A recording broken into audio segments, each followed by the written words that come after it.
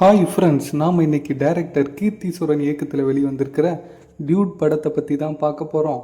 இந்த படத்தோட hero Pradeep Ranganathan, heroine Mamitha Baiju.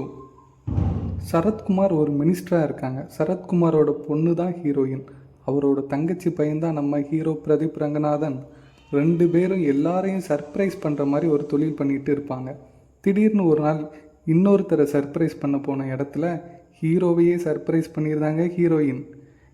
நம்ம ஹீரோ கிட்ட லவ் ப்ரப்போசலும் பண்ணியிருப்பாங்க. ஹீரோ எனக்கு உன் மேலே 0 ஃபீலிங்ஸ்னு ரிஜெக்ட் பண்ணிடுறாரு. இதனால் மனசொடைஞ்ச நம்ம ஹீரோயின் அவங்க அப்பா கிட்ட சொல்லிட்டு கொஞ்ச நாள் பிரேக்குக்காக வெளியே கிளம்பிடுறாங்க.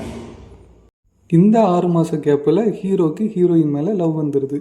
ஹீரோ 6 மாதம் கழித்து மாமா சரத்குமாரை பார்த்து நான் உங்கள் பொண்ணை கல்யாணம் பண்ணிக்கிறேன்னு சொல்லி கல்யாண வேலையை ஸ்டார்ட் பண்ணிடுவாங்க.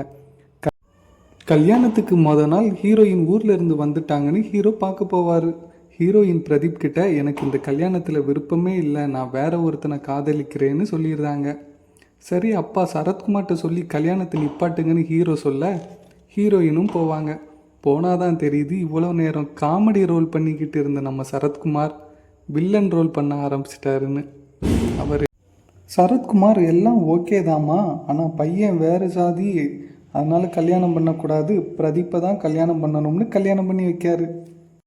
இதுக்கப்புறம் எப்படி நம்ம ஹீரோ பிரதீப் ஹீரோயினையும் ஹீரோயின் லவ்வர் 2 பேரையும் குடும்பத்துக்கிட்டையும் அப்புறம் சரத்குமார்கிட்டையும் எப்படி மாட்டிக்காமல் காப்பாற்றுறாரு, அவங்கள எப்படி சேர்த்து வைக்கிறாரு, இதுதான் கதையே. படம் ஃபுல்லாகவே போர் அடிக்காமல் கொண்டு போன பெருமை நம்ம ஹீரோ பிரதீப் ரங்கநாதன் சாரையும் சரத்குமார் சார் 2 பேருக்கும் தான். ரொம்பவே அருமையாக அவங்க கேரக்டர் பண்ணியிருக்காங்க. ஃபஸ்ட்டு ஹாஃப் ரொம்பவே நல்லா இருந்துச்சு, ஆனால் செகண்ட் ஹாஃபில் படம் எப்படி முடிக்குன்னு தெரியாமல் முடித்த மாதிரி இருந்துச்சு.